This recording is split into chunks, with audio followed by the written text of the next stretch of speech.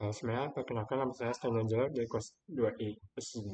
Nah, di video kali ini saya akan menerapkan serta menjelaskan penggunaan fitur Supabase dan penerapan di codingannya ini. Nah, pertama-tama kita perlu ke Supabase-nya ini. Nah, kita perlu bikin sebuah namanya atau sign in, lalu bikin project baru atau boleh pakai yang ini terserah kamu. Nah, setelah itu kita pilih yang sini. Nah, nanti ke table editor, nah kita pilih new table, lalu kita pilih namanya, lalu kita centang otomatika yang bagian ini, pasti confirmkan, lalu isilah bagian atributnya ini, sampai sesuai yang keinginan kamu ini, baru tekan save.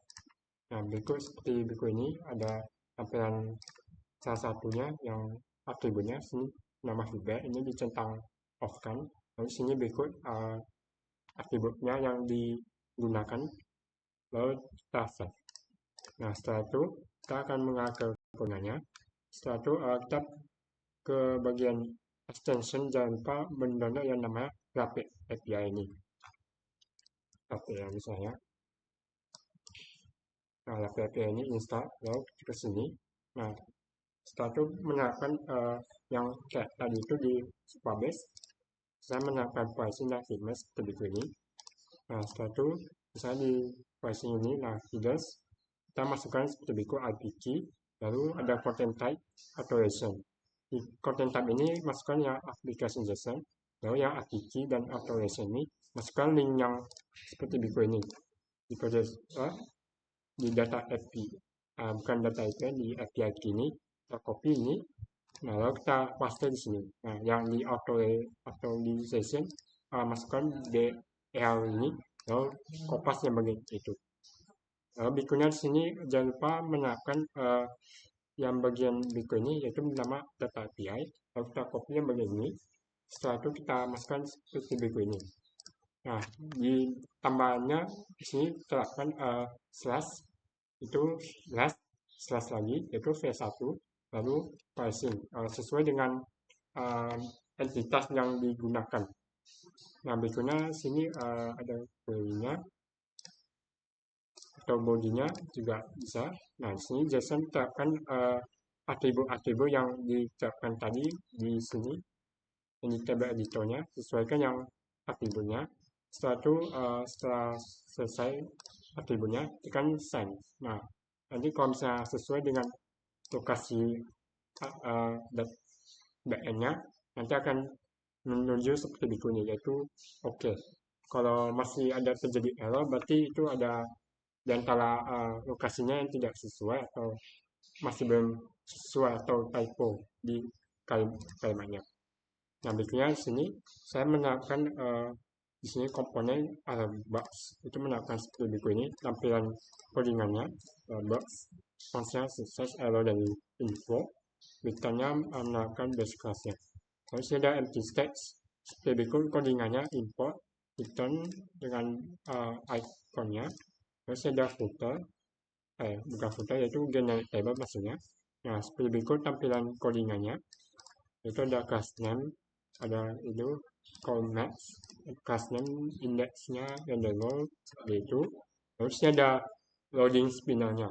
Di sini ada exportnya, menerapkan variable untuk loading spinnernya berikut ini. Nah, berikutnya sini saya menerapkan untuk tampilan dua menu dan dua menu yang satu tabel masing-masing, yaitu di bagian pricing sama feedback.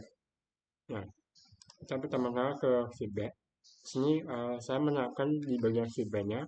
Di situ menggunakan use effect feedback API yang nanti akan saya tunjukkan. Ada generic, alert box, loading, sama empty text. Nah, di sini ada konstantanya. Seperti itu ada const name, handle change, ada preferred loading, error success. Lalu sini seperti berikut tampilan codingannya, try yang nama name, description, rating, yang sesuai dengan atributnya.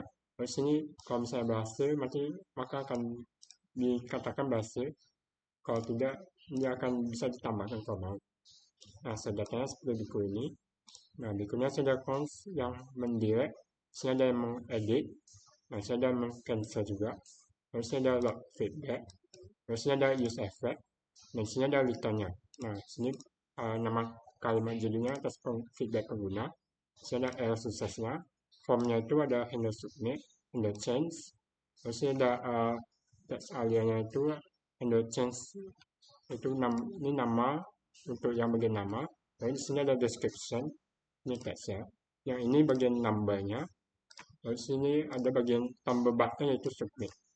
Nah, sini juga bisa diedit sama dihapus atau button nanti. Nah, sini di tabelnya ada feedback terkumpul, loading. Nah, masih ada item index, item name, description, rating. Nah, saya ada edit dan hapus yang tadi saya katakan. Nah, berikutnya di sini ada di bagian berikutnya sini ada feedbacknya. Nah, seperti berikut untuk kenapa yang tadi yang feedback API. Di sini kita mengenal service feedback API. Di sini menaikkan conf dan API URL sama key-nya sesuai yang di atribut di Supabase tadi ini. Lalu di sini ada configure-nya untuk menaikkan yang bagian API dan key-nya. Ada export constant API, sense quick feedback, delete, update. Nah, seperti itu. Lalu jangan lupa menerapkan di app JSX-nya. Ikut di JSX. Ada feedback-nya sini const. Dan sini menerapkan feedback-nya seperti berikut ini. Nah, saya akan tampilkan terlebih dahulu feedback-nya seperti berikut ini. Nah, seperti berikut tampilan codingannya. Misalnya saya mengenal seperti berikut. Nah, di sini ada ratingnya itu saya melakukan 4 yang saya kirim. Nah, nanti feedback akan berhasil dan akan ditambahkan seperti berikut ini tampilannya. Bisa edit dan bisa dihapus kalau mau. Saya seperti ini. Nah, seperti berikut ini sebelum perubahan. Nah, nanti akan terjadi perubahan dan bahkan bisa dihapus kalau mau. Nah, setelah bisa diterapkan database-nya di sini, nanti akan muncul di bagian database-nya juga seperti berikut ini. Nah, seperti berikut tampilannya CTIO. Nah, sesuai yang diterapkan tadi itu. Dan kalau misalnya kita melakukan yang hapus ini, kita hapuskan. Nah, nanti di sini juga akan terhapus sendiri. Nah, saya agak lama, nanti akan dipercepat. Nah, seperti berikut tampilan yang data tadi itu telah terhapus. Nah, berikutnya sini yang penerapan kedua itu adalah pricing-nya. Sini ada pricing-nya itu.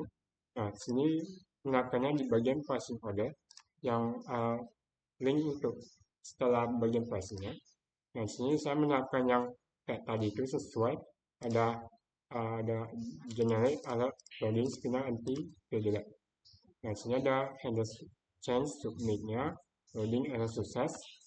Terus ada const loading passing seperti berikut, ada const handle direct. Ada use effect-nya. Di bagian return-nya itu sesuai yang kayak tadi ada error sukses. Form input-nya itu adalah text, number. Ada description. Terus ada number. Sini ada tombol button submit-nya nanti. Di sini akan mau tunggu sebentar untuk menambahkan pakainya.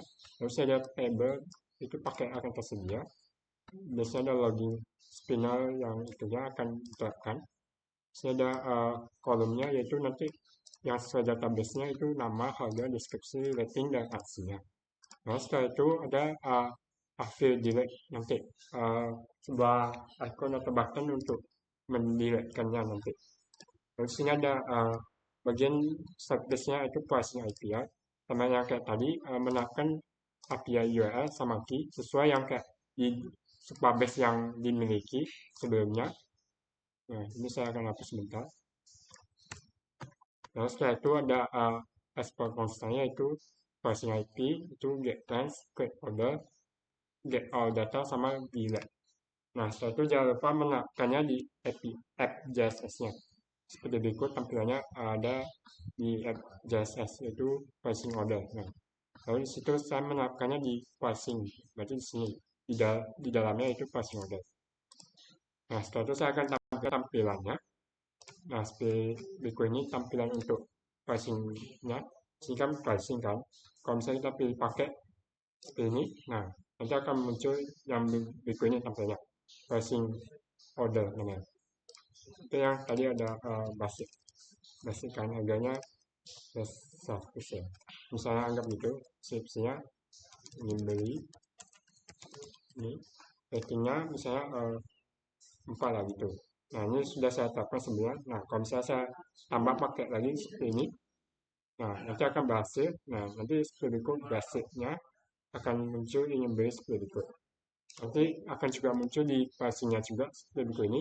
Nah basic. Nah kalau misalnya saya ingin menghapusnya yang bagian ini, nah seperti berikut. Nah akan terhapus juga. Nanti data berhasil terhapus. Kalau ditambah pakai perlu kita isi juga seperti itu. Di bagian database-nya atau supabase-nya itu nanti akan terhapus juga bagian basic ini. Nah, kita tunggu saja sampai akan tertampil. Nah, seperti ini tampilannya. Nah, bagian basic-nya itu akan terhapus sendiri. Karena kita juga menerapkan terhapus basic-nya. Nah, itu saja yang bisa saya tampilkan menerapkan serta menjelaskan codingan di Supabase dan tampilannya. Mohon maaf apabila ada kesalahan. Terima kasih dan sampai jumpa untuk pertemuan berikutnya.